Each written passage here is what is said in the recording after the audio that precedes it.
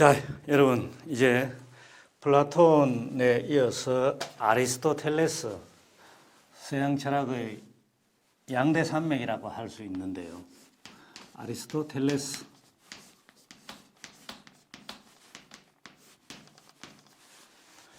이 사상에 대해서 한번 알아보겠습니다. 플라톤은 이데아론만 여러분들이 일단 생각하라고 이야기를 했습니다. 아리스토텔레스한테서는 형이상학,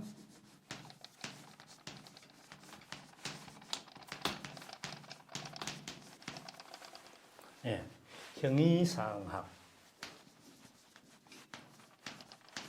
이것만 알아도 되겠다 하는 이야기를 서양 철학사 입문으로는 우선 전제하고 들어가겠습니다.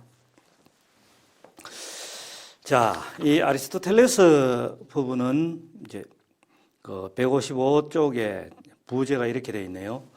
지나치리만큼 정확하고 조직적인 한 사나이가 우리의 개념들을 정리하려 했다. 저자가 부제를 그렇게 달아놨는데, 지나치리만큼 정확하게 정리하려 했다. 아리스토텔레스 여러 가지 책을 썼는데 이제 논리학도 있거든요. 그래서 우리가 개념론, 논리학 그러면은 개념론, 판단론, 추리론 이렇게 할 때 그게 전부 이제 아리스토텔레스의 논리학의 바탕을 두고 있고, 그리고 또 논리학 그러면은 여러분들이 아마 떠올릴 수 있지 싶은데 3단 논법 같은 거 이게 전부 이제 아리스토텔레스 논리학에 등장합니다. 그런 것들을 정립하고 하다 보니까 이제 이 저자는 얼마든지 아리스토텔레스에 대해서 그런 그 제목을 붙일 수 있었는 거죠. 일단 이제 조금 따라가면서 이것만 일단 메타피직스를 전제를 해 두고서 그래도 이것만 볼 수 없잖아요. 우리가 따라가면서 한번 봅시다. 156쪽, 7쪽 들어가면 156쪽 맨 밑에 철학자와 과학자 이렇게 나왔습니다. 그리고 옆쪽에 157쪽 중간 부분에 이렇게 나왔습니다. 아리스토텔레스의 최대 관심사는 바로 생동하는 자연이었다. 그는 고대 그리스 철학자 가운데 최후의 위인이자 유럽 최초의 생물학자였다. 굉장히 지금 이 저자는 아리스토텔레스 사상을, 아리스토텔레스를 굉장히 이제 높게 평가를 하고 있습니다. 엄청나게 이런 수식어까지 써가면서, 그죠? 그 밑에 바로 보면은 플라톤은 영원한 형상 혹은 이데아에 깊이 빠져 연구했고, 자연 변화에 대해서는 아무 관심을 기울이지 않은 반면에 아리스토텔레스는 오늘날 우리가 자연 진행 과정이라고 표현하는 바로 그 자연 변화에 관심을 쏟았다. 자, 여러분들 지금 이게 지금 적어놨잖아요. 이게 피직스, 메타 이 분리해서 봅시다. 여기 그리고 피직 혹은 피직스, 피직 혹은 피직스 이게 뭡니까? 이걸 보통 이제 학문으로 이야기하면은 물리학이라고 이야기를 하죠. 지금은 물리학이라고 이야기를 합니다. 근데 여러분들 아마 물리학이 재밌어서 전공하는 사람들도 있고 하겠지만은 자연과학 안에서도 기초 학문으로서 물리학 그러면은 쉬운 게 아니죠. 굉장히 어려운 내용들, 기초니까 어려운 내용들이 많이 등장하는데 지금은 물리학이라고 이야기를 하지만은 그 예전에는 뭐라고 했느냐? 물리학이 아니고 이게 자연 혹은 자연학, 학문으로 이야기할 때 자연 혹은 자연학, 즉 자연입니다. 피직. 자, 그리스어로 이게 피지스, 이게 자연입니다. 이게 이제 이쪽으로 단어가 만들어지는 거죠. 지금 그 이야기입니다. 그러면 메타는 뭔지는 좀 이따가 이야기하도록 하고요. 자, 밑에 이 지금 플라톤은 소크라테스의 제자고 또 아리스토텔레스는 플라톤의 제자고 이렇게 연결이 되는 거기 때문에 한번 그 밑에 맞아 읽어봅시다. 한 달락만 더. 우선 플라톤은 감각 세계엔 완전히 등을 돌렸다. 그렇죠. 이게 참된 인식이 아니니까 플라톤의 입장에서는 즉 그는 동굴 밖으로 빠져나와 감각 세계의 현실이 이제 동굴이다. 동굴에 비유했는가 아까 말했잖아요. 그죠? 빠져나와서 영원한 이데아의 세계를 보고 싶어 했지. 그렇지만 아리스토텔레스는 자유로운 자연 속에서 물고기와 개구리, 아네모네와 양귀비 꽃을 연구하였다. 그러니까 플라톤은 오직 이성에 의지해서 살았고 아리스토텔레스는 감각 기관에도 의지해 살았다고 말할 수 있다. 이렇게 해놨습니다. 이게 지금 형이상학이라는 게 어떻게 해서 이제 나오게 됐는지를 쭉 설명하는 과정이 되거든요. 근데 지금 이 이야기를 들어보면은 플라톤은 소크라테스의 제자로서 스승님의 사상을 자기 스승의 사상을 거의 그대로 지금 따라서 발전 전개했다고 좀 볼 수가 있습니다. 근데 아리스토텔레스는 스승님한테 자기 스승님한테 플라톤한테 반기를 많이 들었는 셈이죠. 근데 반기 든다고 해서 모든 면에 반기를 드느냐 그건 아니라는 것을 여러분들이 꼭 생각을 해야 합니다. 근데 내가 반기를 든다 표현을 그렇게 했지만 실제로는 반기가 아니라 스승님의 즉 아리스토텔레스의 스승인 플라톤의 그러한 가르침이 있었기 때문에 그건 아닌데 다른 건 없을까? 얼마든지 그럴 수 있을 거잖아요. 여러분들도 마찬가지로 무언가를 배운다면은 이제 제대로 배운다면은 그래서 그 배운 것을 자기 것으로 만들려고 한다면은 응용해서 다른 그 무언가를 만들어낼 수가 있겠죠. 꼭 눈에 보이는 걸로만이 아니더라도 바로 그런 식이 되는 겁니다. 가르침이 있었기 때문에 다른 결과를 이끌어낼 수가 있다고 한다면은 이제 그게 그 가르침과 좀 방향이 다르다는 의미에서 내가 반기 그랬지.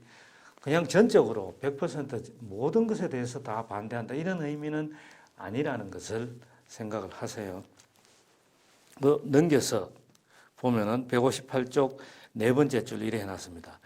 아리스토텔레스가 썼다고 하는 약 170여 가지의 저서 가운데 47가지가 오늘날까지 보존되었다. 상당히 많죠, 그죠? 플라톤도 대화체로 썼는 책이 굉장히 많이 이제 내려오고 있는데 아리스토텔레스도 마찬가지입니다. 근데 이 저서가 모두 완성된 책은 아니다. 예.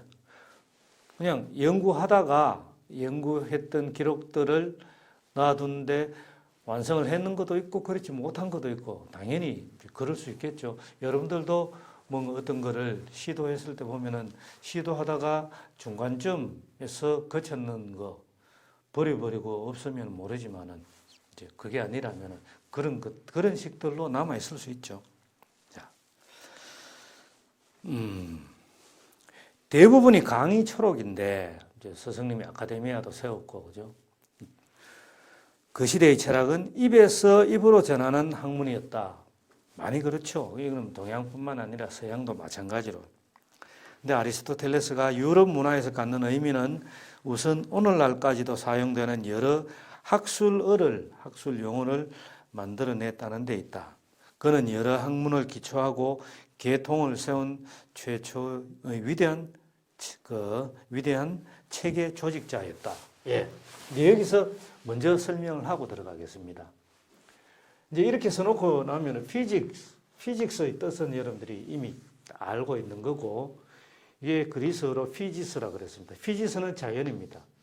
아직 물리학이라고 말하기는, 오늘날과 같은 물리학이라고 말하기는 곤란하지만 물리학의 이제 그 단초를 제공했다. 이렇게 이야기할 수 있죠. 그럼 메타가 뭔 뜻이냐? 이 메타가 요거 여러분들이 따로 이제 사전도 한번 찾아볼 필요가 있죠. 그냥 여러 용어로 씁니다. 메타 이걸 번역하지 않고 그냥 메타 학문 등등 이렇게 또 이야기를 하거든요. 이것하고 비슷한 뜻이 그냥 영어로 쓰면은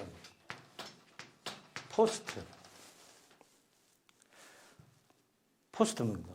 이거 우체국 이야기하는 게 아니고 우편을 이야기를 하는 게 아니고요. 포스트 모더니즘. 예를 들어서 이렇게 연결해서 포스트 모더니즘은 뭐냐? 모더니즘 뒤 시대 구별을 할 때 이렇게 씁니다.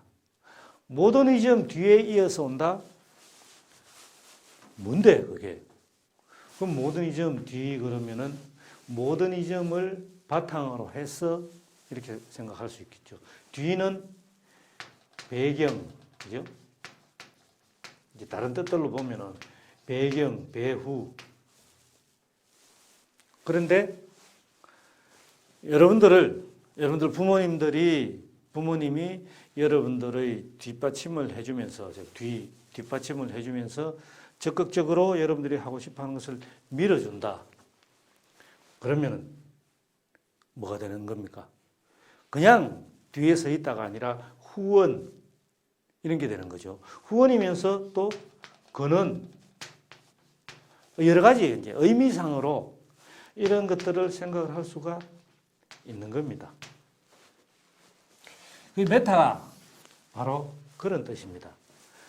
이런 뜻들을 생각을 하면서 물리학, 즉 자연의 뒤 이게 무슨 뜻이냐 생각을 할 수가 있습니다.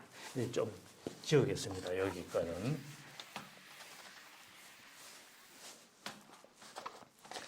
자, 고대 그리스 자연 철학자들, 탈레스부터 시작하는 자연 철학자들이 이야기했던 아르케를 생각을 다시 떠올려 보세요. 탈레스는 아르케가 물이라고 이야기했고 뭐 등등 했잖아요. 그러니까 만물의 근원. 근데 그게 물이 되었건 공기가 되었건 지수화풍, 흙이나 물이나 불이나 그죠? 공기나 무엇이 되었건 그게 또 수가 되었건 원자가 되었건 뭐 원소가 되었건 그 무엇이건 간에 그건 전부 자연 속에서 찾으려고 했다. 그걸 다 포함하는 것을 포괄하는 것이 자연인 것은 맞는 거잖아요. 그러니까 이제 탈레스부터 시작해서 전부 자연 철학자라고 이야기하죠. 아리스토텔레스가 생각했던 그런 도대체 그 자연이 무엇인가를 연구를 했습니다.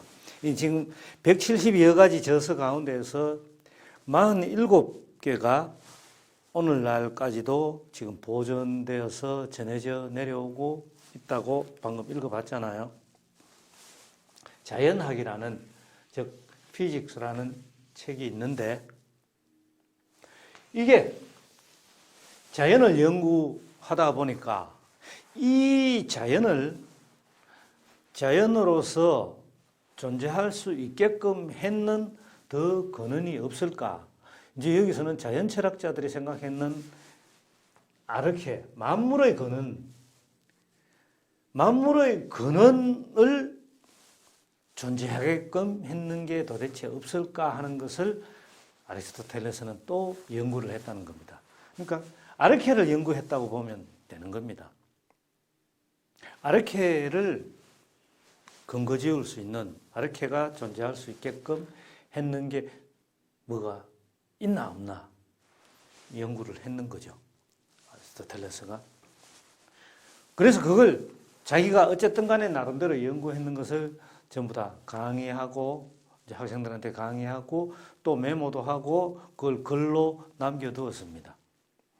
남겨두었는데 나중에 아리스토텔레스가 이제 죽고 난 다음에 자기 아리스토텔레스 그 손자가 할아버지의 책을 저서를 정리를 하면서 쭉 1권부터 시작해서 그죠? 170여 가지라 그랬으니까 1권부터 시작해서 쭉 배치를 해 나갑니다. 그리고 170여 가지 해 나가면서 순서상으로 앞에 자 피지스를 다루는 책이 있고 그 뒤에 자연의 근원을 탐구한 자연으로서 존재하게끔 한 그게 도대체 무엇일까 하는 연구 결과를 글로 남겨 놓았는 이제 말하자면 책이죠. 그걸 이 자연학 뒤에다가 배치를 했는 겁니다. 그러니까 만일 이건 예를 들어서 하는 이야기입니다. 만일 이 책을 5권째 배치를 했다면은 이 책을 6권째 배치를 했다는 이야기입니다. 그러면서 그러다 보니까 뭡니까? 이것의 뒤에 근데 그리고 내용적으로도 가만히 들여다보니까 이것을 자연으로서 존재하게끔 했는 그 더 근원이 무엇인지를 탐구했는 내용이 들어있으니까 이걸 갖다 붙인 거죠. 그 뒤에서 자연의 배후에서 자연이 자연으로서 존재하게끔 했는 것. 피지스를 집어넣고 그 뒤에 메타라는 것을 갖다 붙였는 겁니다. 이제 책 배열상 요래하면서 내용적으로도 보니까 이게 딱 이런 뜻이 이런 걸로 책 제목을 지으면 되겠다 해서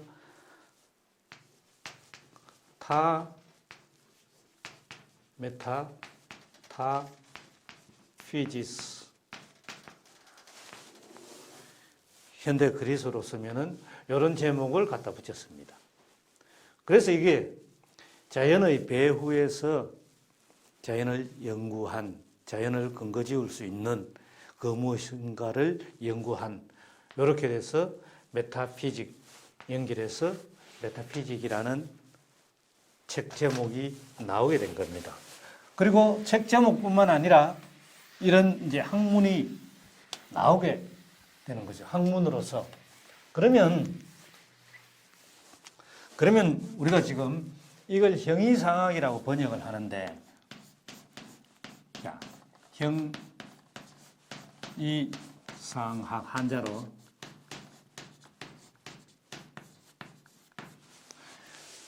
이게 이제 어떻게 해서 이렇게 번역을 하게 됐는지 뜻으로 보면은 그냥 뜻을 쭉 풀어서 보면 내가 지금까지 설명했는 그거고요. 그걸 근데 완전히 이런 용어를 어떻게 해서 붙였을까 하는 것을 생각을 할 수가 있잖아요. 이것도 이제 좀 알아야 되겠죠. 왜냐하면 지금 우리는 우리 용어로서 이걸 사용을 하고 하니까 이게 여러분들 주역책 있잖아요. 동양 사상에서 있는 주역 계사전.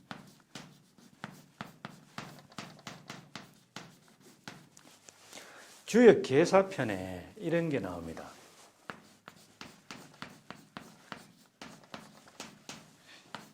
형이상자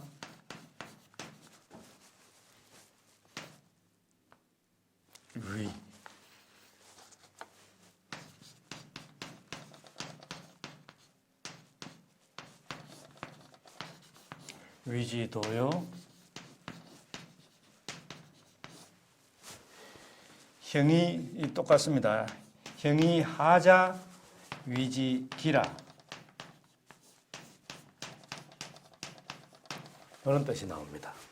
자, 여기서 형이상자라고 하는 것은 형상, 우리가 어떤 형상을 띠고 있잖아요. 이 같으면은 지우개 같으면 지우개라는 형상, 재료 말고 형상. 이 형상을, 형이 상이니까 형상 위에 있는, 위라고 하는 것은 형상을 요 뜻이 상이라는 뜻을 초월, 형상을 초월해 있는 것을 일컬어서 도라고 한다. 그 도는 이제 보면 여러분들 일단 알 거고, 형상을 가지고 있는 것을 일컬어서 그릇 기자입니다. 그릇.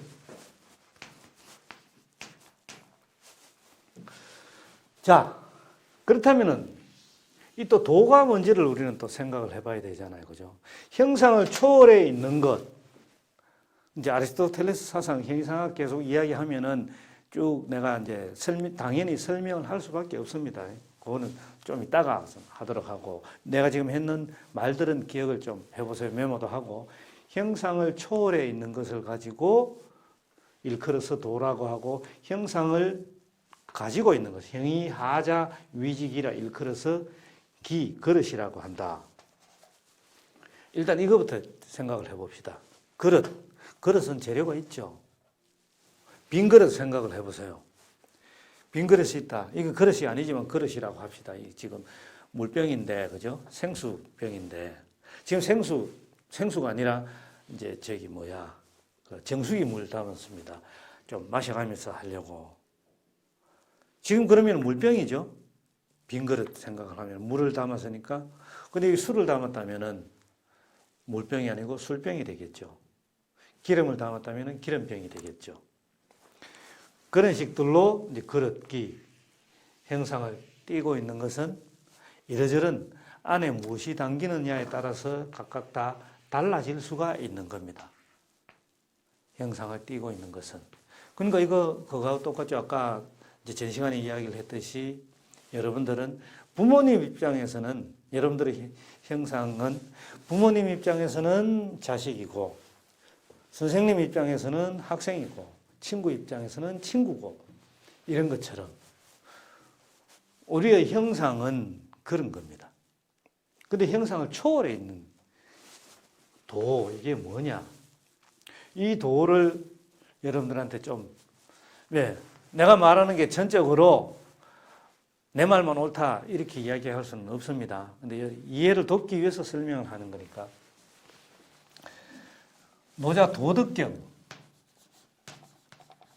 노자의 도덕경에 보면은 이렇게 나옵니다. 이 도를 그대로 쓰면은 도가 도,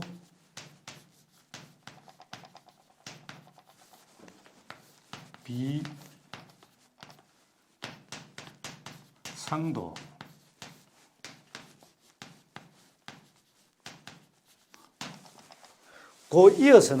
이어서는 이제 명가명은 비상명이라 이렇게 나오는데 이걸 이제 번역해 놓은 책들 보면 이렇게 해놨습니다. 도를 도라고 하면은 항상 상자입니다. 항상 그렇게 있는 도가 아니다. 이게 뭔 소리냐? 자, 여러분들 도 그러면 도가 뭡니까? 길거리 다니면서 도를 아십니까? 그 도, 그 사람들도 그 도를 이야기하는지 모르지만은 일단 그런 사람들은 피하는 게 좋겠죠, 그죠? 괜히 접근해서 이상한 소리 하고 하기 때문에. 근데 그 말 말고 나는 지금 그 이야기 하는 게 아니고요. 여러분들 도가 뭐지 그러면은 우리 한자를 쓰고 있는 여러분들 한자를 잘 몰라도 그냥 그런 의미에서 내가 방금 물었는 그런 의미에서 자기도 모르게 도가 뭔지 알지? 도가 뭔지 알죠? 그러면은 별 생각 없이 고개 끄덕끄덕. 저 사람 도통 있는 사람이야. 저 사람 도 닦고 있어. 저 사람 도통 있는 사람이야. 하면은 그러면서 자기가 우리도 모르게 고개를 끄덕끄덕 할 수 있잖아요. 그 도가 뭐냐? 근데 이 도자는 한자, 우리가 알고 있는 그냥 한자의 뜻으로는 음과 훈 그러잖아요. 음과 뜻과 음으로서는 그냥 길도라고 이야기를 합니다. 그럼 바꿔서 생각을 해봅시다. 길이 뭡니까? 길이 뭔지 알잖아요. 모르는 사람 아무도 없잖아요. 길. 만일 길이 뭔지 다 아는데 이 길은 차량만 다닐 수 있다. 그러면 무슨 길입니까? 차도죠. 사람은 못 다니고 이륜차도 못 다니고 네 발 이상 달린 차량만 다닐 수 있다. 그러면 차도입니다. 인도도 아니고, 그죠? 자전거 도로도 아니고. 근데 이 길은 사람만 다닐 수 있습니다 하면 사람만 다녀요. 인도, 사람 인자 써서 인도가 되는 거죠. 차 못 다녀요. 그런 식들로 혹은 이 길은 일정 속도 이상, 일정 속도 이하 그 사이로 달릴 수 있는 차량만 달릴 수 있습니다. 그 속도가 고속도로 이제 속도를 그렇게 정해놓으면 이거는 고속도로, 고속도 이렇게 되는 거죠. 그럼 뭡니까? 여러분들한테 저 사람 도 닦는다, 도 통했다, 도 뭔지 대충 알지요? 하면 고개 끄덕끄덕 압니다. 고개 끄덕끄덕 하는데 그 도를 특정한 어떤 도라고 한다면은 차도 혹은 인도, 고속도, 자전거 길, 즉 이제 뜻으로 바꾸어서 그렇게 하면은 여기서 말한 처음에서 말한 그 도, 즉 항상 그렇게 있는 도 무슨 소리냐? 보편적 의미에서의 도, 보편적 의미에서의 길. 그게 아니라는 거죠. 그러니까 우리가 길 그렸을 때는 이게 차도, 인도 이런 것만 생각을 하는 게 아니잖아요. 길이 뭔지 알지 그러면. 차도 다닐 수 있고 사람도 다닐 수 있고 소달구지도 다닐 수 있고 짐승도 동물도 다닐 수 있고 뭐든지 못 다닐 수가 없는 게 될 겁니다. 우리가 길 그렸을 때는 그걸 생각을 하잖아요. 그게 항상 그러한 즉 보편적인 도를 이야기를 하는 겁니다. 또 그것뿐입니까? 길 그랬을 때 떠올리는 것은 길은 어디로 이어지다가 그죠? 어디로 막 이어지다가 중간에 막혔다. 즉 막다른 길이다. 그럼 여기 그 다음부터는 길이 아니잖아요. 막혔으니까. 길은 안 막혀 있어야 되죠. 어디든지 무엇이든지 어느 쪽으로든지 다 연결이 돼야 되는 겁니다. 같은 길로 되돌아오는 게 아니라 그냥 계속 가도 다른 길로 계속 새로운 곳으로 가도 결국 출발했던 대로 되돌아올 수 있도록 그렇게 어디든지 언제든지 연결이 될 수 있어야 되는 겁니다. 막힘이 없어야 되는 거죠. 그러니까 그 앞에 나오는 도는 그렇게 막힘이 없어야 되는 겁니다. 근데 시작점과 종점이 있다. 고속도로, 경부고속도로 그러면은 서울, 부산이잖아요. 예를 들어서. 시작점이 서울이라고 한다면 부산이 종착점입니다. 시작과 끝이 있죠. 그럼 보편적인 도가 아닌 겁니다. 항상 그러한 보편적인 도가 아닌 겁니다. 아니다. 이런 식들이 되는 겁니다.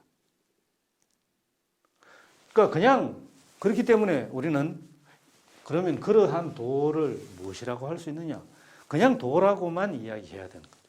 그냥 길이라고만 이야기해야 되는 겁니다.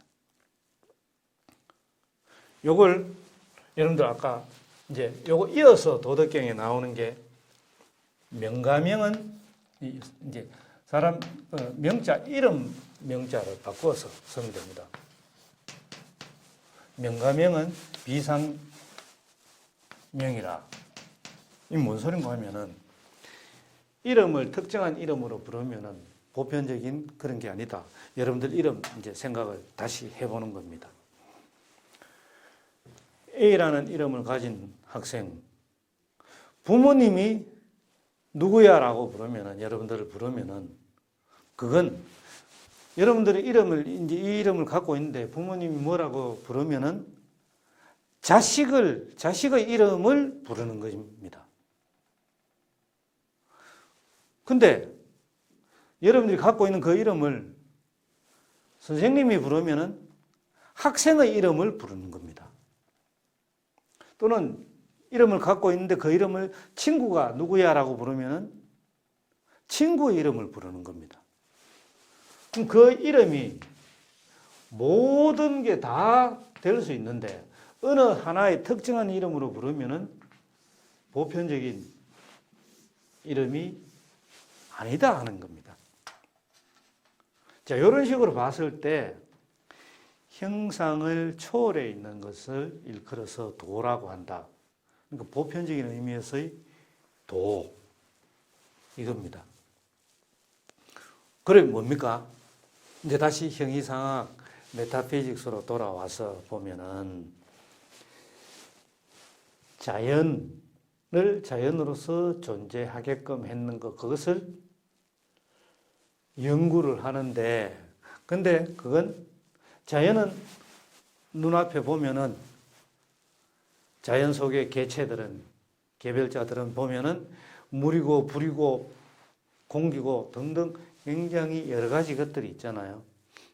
그 전체를 자연이라고 하는데 그것을 존재하게끔 했는 것은 어느 하나만이라고 이야기할 수가 없다.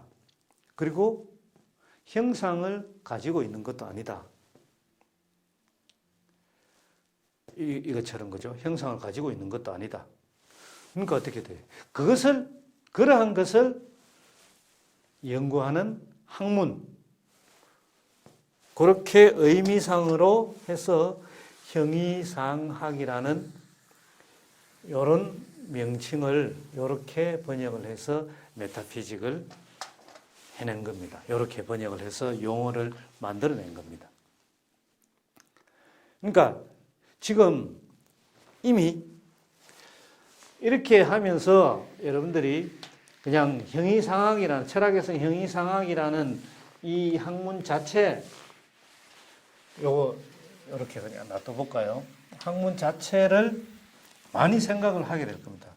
당연히 철학에서는 이렇게 하니까, 그죠?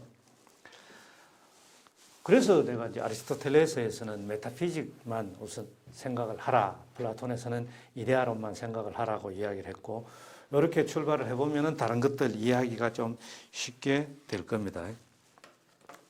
자, 이제 옆 페이지로 넘어가서 159페이지 맨 위에 읽어봅시다. 제목은 본유관념은 없다. 생득관념, 본유관념, 이데아 이렇게 되는 거죠. 읽어보면 플라톤도 이전의 철학자들처럼 만물의 변화 가운데 영원하고 불변하는 것을 찾아내려고 했다. 영원하고 불변하는 것. 우리는 그거 있을 것이라고 얼마든지 생각할 수 있으니까, 그죠? 따라서 감각 세계를 뛰어넘는 완전한 이데아를 발견했다. 플라톤의 입장에서는 자기 사상을 그렇게 정립하고 전개했으니까. 게다가 플라톤은 이 이데아들을 모든 자연 현상보다 더 실제적이라고 생각했지. 여기서 실제적이라는 단어 보세요.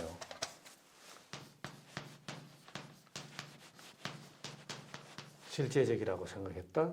근데 우리가 이런 것도 쓰잖아요. 이 실제적이라고 하는 거는,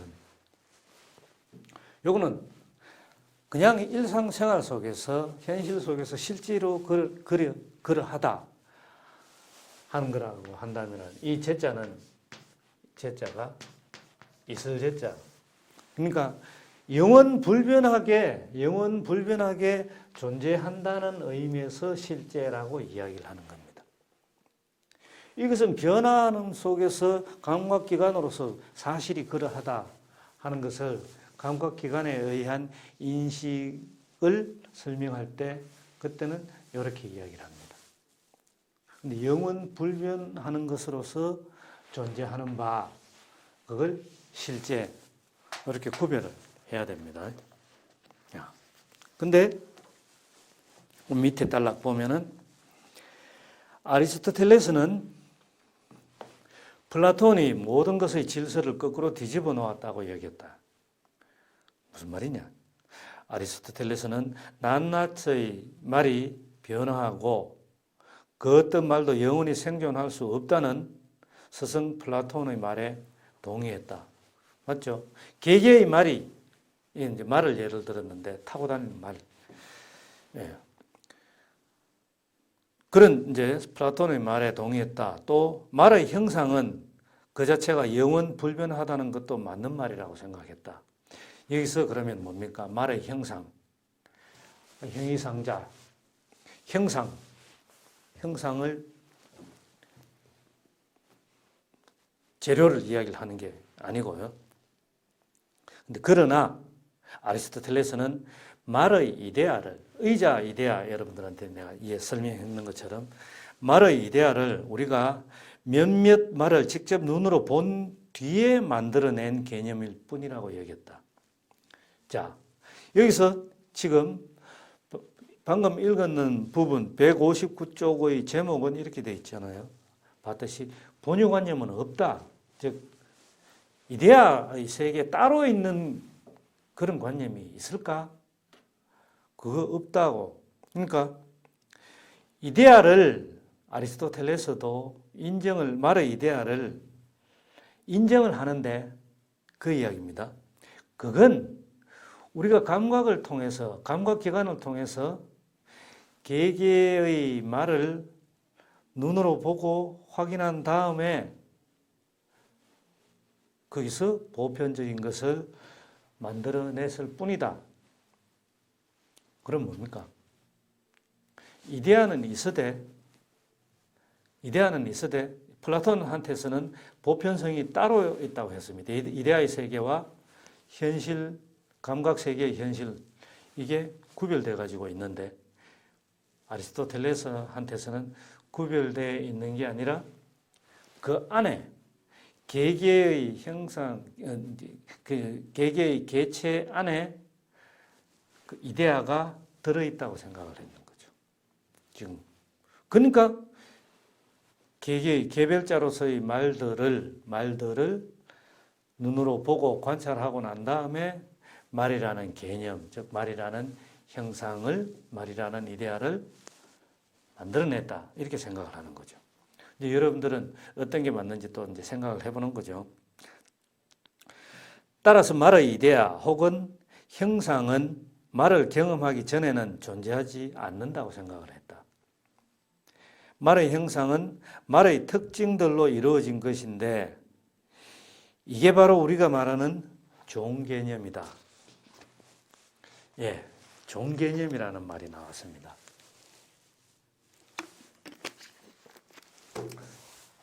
자, 우선 요거는 지우고요.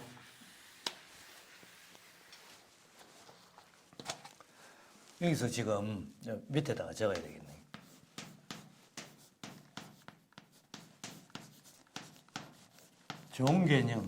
종개념 그러면은 유개념을 또 여러분들한테 써야 됩니다. 한자 쓴 거 여러분들이 별로 안 좋아하니까 내가 지금 한자 되도록 안 쓰려고 하는데 요건 종이고요. 이거는 유입니다. 유. 지금 유개념 이야기를 안 했으니까 자, 여러분들 연결해서 보세요. 밑에서 위로 읽어보세요. 종류. 즉 이게 종류입니다. 종류가 뭐냐? 즉 종과 유가 뭐냐 하는 이야기입니다. 우리 여러분들 인종 여기다가 이렇게 적어볼까요? 인종, 인류. 참 류를 적으면 안 되죠. 류입니다. 인종, 인류. 어떤 게 범위가 큽니까? 인종 그러면은 어쨌든 이 인종 황인종, 백인종, 흑인종 이렇게 구별하는 게 인종 이제 차별이다. 그런 말들도 있고 하기 때문에 되도록 안 쓰려고 하지만은 근데 지금 이제 설명을 하기 위해서 그런 겁니다. 인종, 인류. 인종은 방금 말했는 것처럼 황인종, 흑인종, 백인종 이렇게 크게 세 가지로 분류한다고 한다면은 위에 인류는 그 안에서 인종을 구별하지 않죠. 모든 사람을 다 포괄합니다. 그러니까 여기서 나오는 종개념과 유개념의 관계는 이제 알파벳으로 여러분들한테 알파벳으로 설명을 할 때 그거는 이제 말은 안 했지만은 자 A와 AB, AC 이렇게 합시다. 만일 A를 생물이라고 한다면은 AB를 동물이라고 하고 AC를 식물이라고 이렇게 나눌 수 있겠죠. 어떤 게 범위가 더 큽니까? 아래 위로 나누어서 보면은 동물보다 생물이 범위가 더 크죠. 식물보다 생물이 범위가 더 크죠. 그 이유는 생물이 동물과 식물을 모두 포함하기 때문에 그렇습니다. 근데 동물은 식물이 아니고 식물은 동물이 아니죠. 다릅니다. 근데 이 알파벳으로 써놨는 게 뭔가 하면은 A는 여기서 각각 A는 전부 공통점이고 B와 C는 다른 점입니다. 그러니까 생물은 뭡니까? 날생자. 지금 죽어 있는 걸 이야기하는 게 아니고 살아있는 걸 갖고 이야기를 하는 거죠. 그러니까 살아있는 A는 살아있다는 공통점만 있습니다. 이 생물 안에는 살아있는데 마음대로 왔다 갔다 이렇게 움직이는 그런 게 아니란 그런 뜻은 없습니다. 생물 안에는. 그냥 살아있는 물질, 살아있는 물체, 목숨 있는 물체, 그만 이야기를 하는 거죠. 거기서는 식물 같은 경우에는 뿌리를 내리고 있고 나중에 이제 열매가 맺히고 그 열매가 바람에 날리고 할 수는 있지만은 그죠? 뿌리를 계속해서 그냥 한 곳에 뿌리를 내린 상태에서 뻗어나가고 할 수는 있어도 완전히 그 터전 자체를 자기 의지로 옮겨 다니지는 않잖아요. 그러니까 그런 특징은 없는 겁니다. 살아있다는 특징만 있습니다. 그게 A입니다. A. 근데 B는 A라는 특징 말고 B는 움직인다는 뜻이고 이거는 C는 뿌리를 내리고 있다. 심을 심자 식목일 할 때 나무를 심는다. 뿌리를 내리고 그래서 움직이지 않는다. 뿌리를 뻗어나가긴 하지만 그래서 동물은 식물이 아니고 식물은 동물이 아니다. 그 특징의 수는 생물을 보면은 특징의 수는 A라는 것밖에 없습니다. B와 C는 생물 안에 들어가지를 않습니다.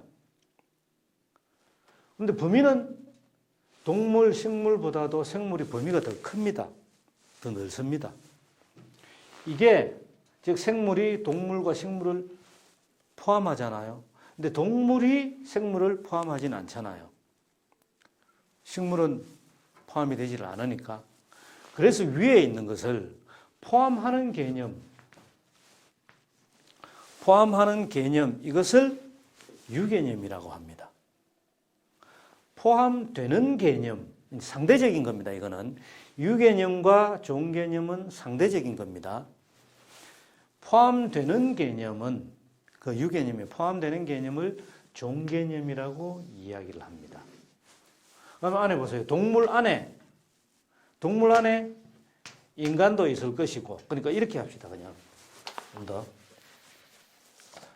자, 동물 안에 포유류도 있을 것이고, 그죠? 양서류도 있을 것이고, 혹은 뭐 파충류도 있을 것이고, 등등 이런 식들로 또 나눌 수 있는 거죠.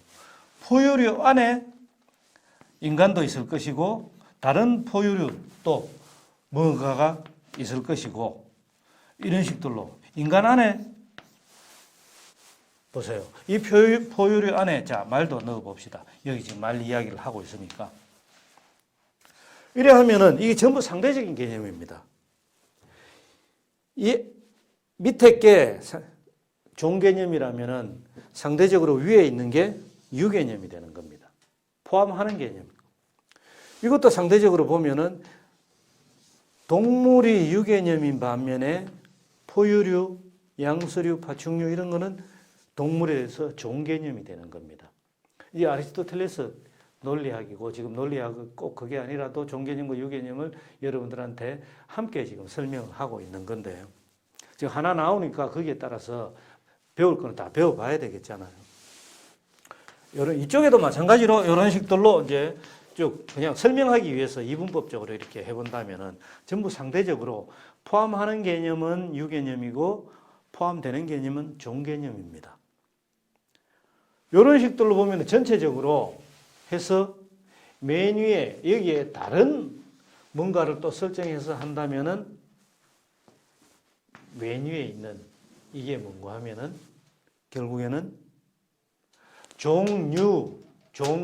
종류인데 최고 가장 높은 자리에 있는 유개념 하나를 정해서 이야기한다면 그게 범주가 되는 겁니다. 범주, 카테고리, 범주, 카테고리 이렇게 되는 겁니다.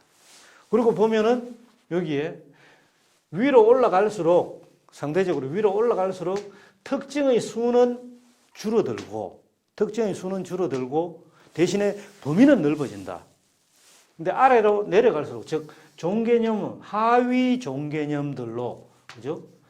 하위 종개념들로 내려갈수록 범위는 점점 좁아지고 다른 것들은 다 제외되니까 범위는 점점 좁아지고 대신에 특징의 수는 점점 많아지겠죠. 이게 AB라면은 C 제외하고 요 지금 포유를 해놨는 것은 그러면 ABD로 할 수 있을 것이고 그 다음에 왜냐하면 AB 다 가지고 이 특징 가지고 있어야 되니까 인간은 ABD에다가 또 한 개 더 ABE 이런 식으로 특징의 수는 점점 개별자로 내려가니까 개별적인 특징 상대하고 구별되니까 다른 거하고 구별되니까 특수자 이런 논리적인 작업들이 이제 아리스토텔레스는 해 나가는 거죠.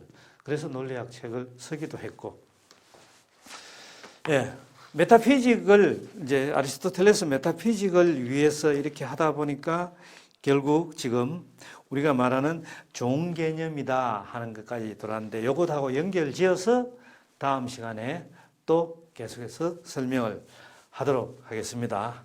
오늘은 여기까지 하겠습니다. 감사합니다.